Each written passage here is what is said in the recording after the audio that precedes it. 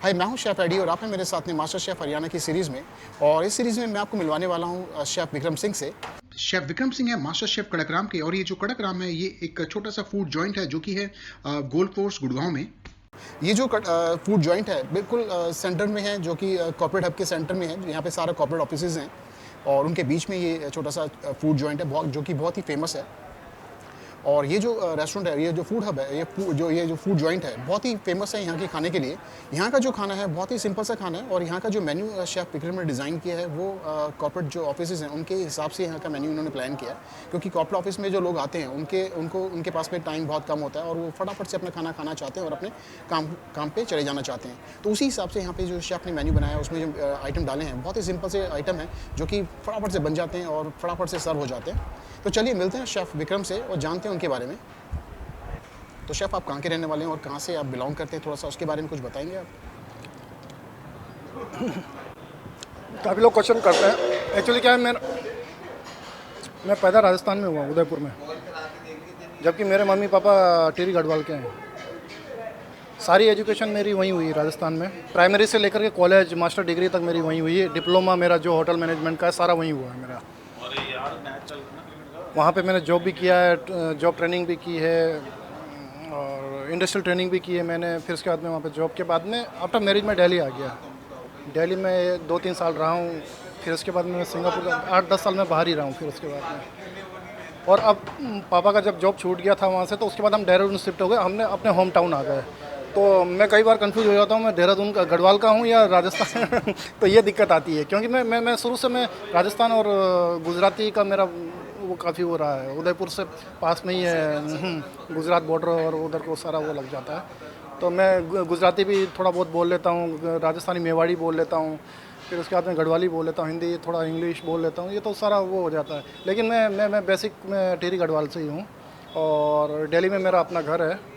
Mummy papa Dehradun रहते हैं, गांव में भी अपना घर है। तो बेसिकली मैं टिहरी गढ़वाल का ही हूँ।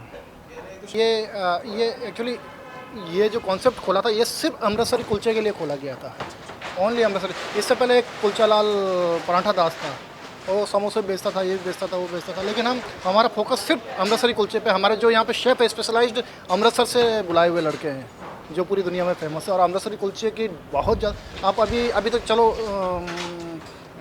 कॉर्पोरेट नहीं है या सिर्फ 5% या 10% है, लेकिन जब कॉर्पोरेट आएगा तब आप देखना मिनिमम यहाँ से 80 से 90,000 की पर डे की एवरेज सेल है इस छोटे से QSR की।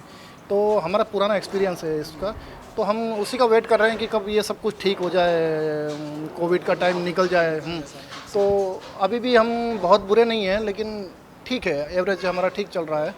और आपने खुद देखा होगा, बात ठीक है, लोग आ रहे हैं। लोग अभी हमने होम डिलीवरी वगैरह भी चालू नहीं किया। होम डिलीवरी से भी कम हमारा काफ़ी फ़र्क पड़ जाता है उससे।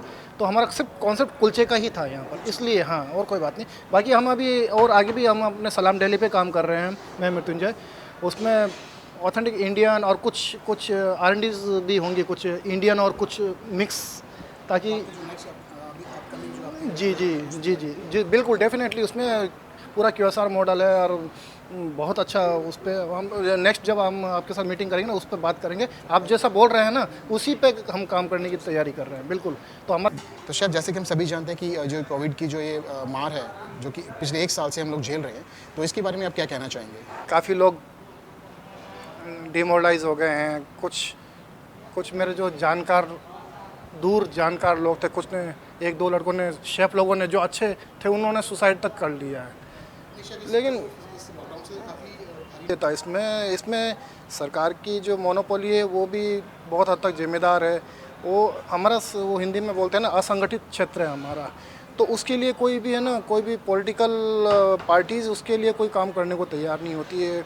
मैंने कुछ अभी जो बड़े शेफ्स जो मेडल लगा करके घूमते हैं और जो बड़े बड़े ग्रुप हमने शेफ़ एसोसिएशन बना रखे हैं, उनसे 1-2 से मैंने क्वेश्चन भी किया था कि हमारा जो इतना बड़ा ऊंचे लेवल पे जो हमारा जो एसोसिएशंस बनी हुई हैं शेफ़ की, और हम ईयरली हम कुछ फंक्शंस करते हैं और अवार्ड देते हैं, तो मैंने कहा आप लोगों ने किसने आगे जा कर के किसी पॉलिटिकल पार्टी से या किसी मंत्री से बात किया कि हमारे लिए आप क्या कर रहे हैं? तो जवाब किसी के पास नहीं था। और इसीलिए हम लोग ज़्यादातर सोशल मीडिया में बहुत कम रहते हैं, इसीलिए कि इन चीज़ों का बस आप अपने आप को शो करते हो, ठीक है, अच्छी बात है शो करना, लेकिन उसका महत्व होना चाहिए। आप जितना ऊपर जाते हैं ना, आप अपने लोगों के लिए, अपने शेफ्स के लिए, अपने कलीग्स के लिए है ना, आप उतने उत्तरदायी बन जाते हैं, और जो कि वो चीज़ हमारे में बहुत कम लोगों में है वो चीज़।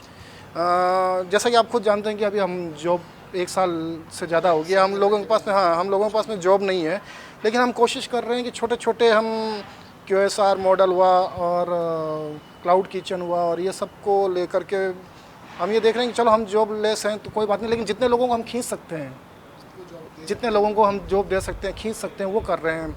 मैं हूँ, मेरे साथ में जो मृत्युंजय तिवारी हैं, जो हमने सब ने मिल करके, हम काफ़ी लोग, आप भी जैसे मेरे को काफ़ी टाइम से जानते हैं, मृत्युंजय तिवारी भी हमको काफ़ी टाइम से जानते हैं, तो हमने एक टीम बनाई है डिजिटल बटलर हब के नाम से।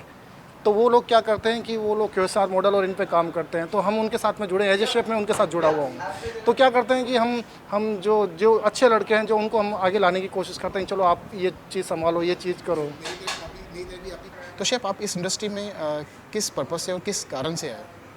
बचपन में यही रहा है, 11-12 तक फुटबॉल में ज़्यादा ध्यान रहा है। राजस्थान में मैं हर डिस्ट्रिक्ट में फ़ुटबॉल खेला हुआ हूँ, स्टेट लेवल पे, नेशनल लेवल पे मैं फ़ुटबॉल भी खेला हुआ हूँ। तो उसमें क्या हुआ कि मैं पढ़ाई में पीछे रह गया, और पढ़ाई में तो माँ बाप ने बोला यार ये इसने 12th कर ली है, अभी ग्रेजुएशन ये करेगा। मैंने कहा मैं प्राइवेट से करूँगा, क्योंकि पासिंग मार्क्स 40%, 45%, 50%। तो पापा ने बोला यार साइंस कॉमर्स क्या लेगा, ये तू आर्ट्स ले ले यार, तू आर्ट्स ले ले।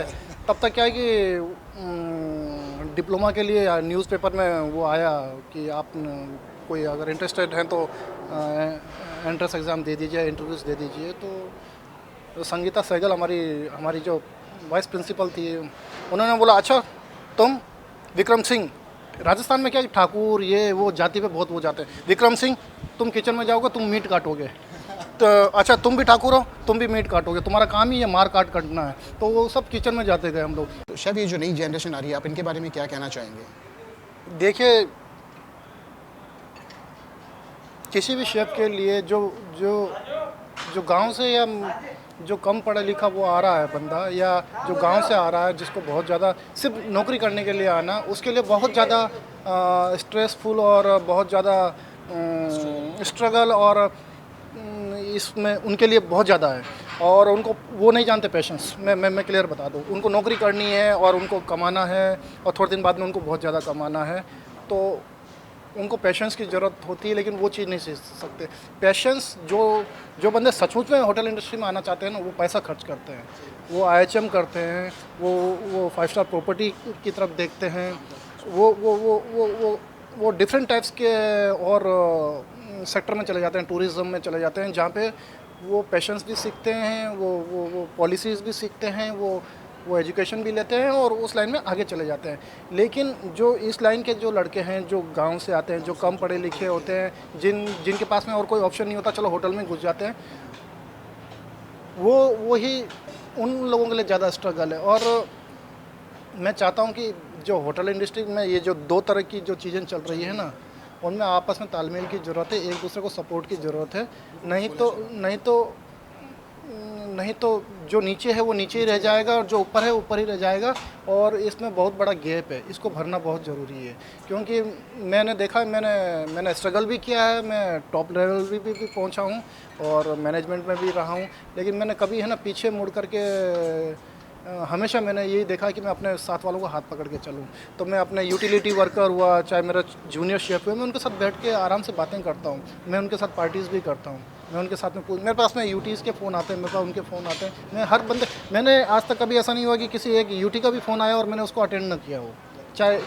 चाहे 2 घंटे बाद अटेंड करूँगा, पर अटेंड ज़रूर करूँगा मैं।